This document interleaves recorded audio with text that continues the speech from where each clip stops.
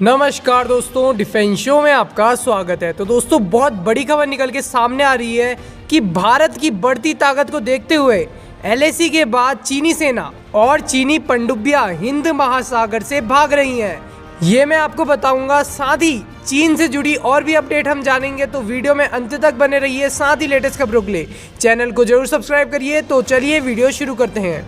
तो दोस्तों, दुनिया के सामने भारत की छवि पिछले कुछ सालों में काफी ऊपर पहुंच गई है और हमारे प्रधानमंत्री श्री नरेंद्र मोदी दुनिया के उन ताकतवर नेताओं में शामिल हो गए हैं जो कुछ भी बोले तो दुनिया उन्हें बड़े गौर से सुनती है। और दोस्तों, पीएम मोदी के आने के बाद से भारत इंटरनेशनल लेवल पर काफी मजबूत हुआ है और आज दुनिया भर के सारे देश भारत के साथ जुड़ना चाहते हैं। और दोस्तों, रूस यूक्रेन के बीच चल रही जंग को लेकर दुनिया का ये मानना है कि इस युद्ध को अगर कोई रोक सकता है तो वो है भारत के प्रधानमंत्री श्री नरेंद्र मोदी। क्योंकि दोस्तों, रूस और भारत बहुत लंबे समय से दोस्त रहे हैं और अमेरिका को ये बात आज भी बहुत ज्यादा खटकती है।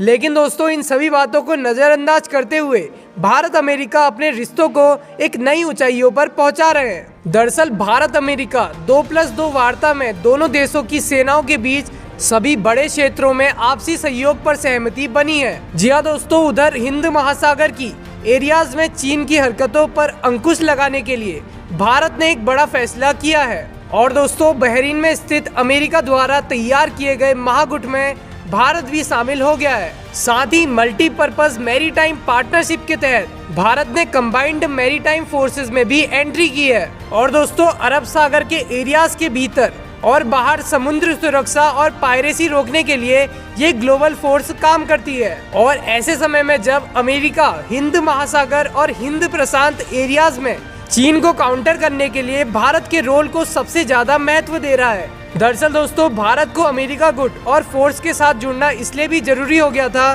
क्योंकि जमीनी सीमा पर भारत और चीन के बीच रिश्ता कैसा है ये तो पूरी दुनिया जानती है। और एलएसी के साथ ही चीन हिंद महासागर में भी अपना दखल बढ़ा रहा है। इसी के साथ ही श्रीलंका को अपने कर्ज के जाल में फंसाकर उसके आसपास के क्षेत्र में चीन की मजबूती बढ़ गई है। साथ ही श्रीलंका, पाकिस्तान, बांग्लादेश, म्यांमार, मालदीव जैसे भारत के पड़ोसी देशों में चीन ने अपने आर्मी बेस बना लिए हैं।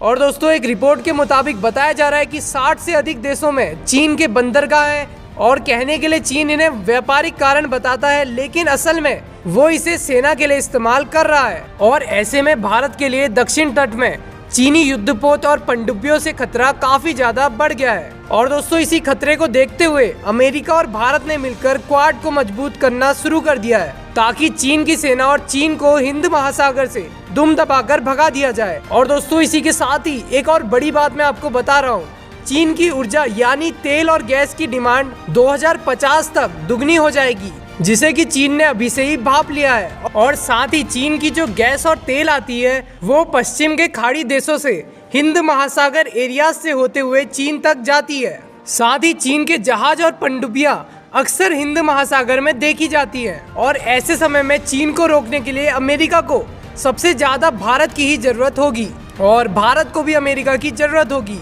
वैसे आपका क्या सोचना है इन सभी बातों पर? कमेंट बॉक्स में अपनी राय जरूर दें। अभी के लिए बस इतना ही। जय हिंद, वंदे मातरम।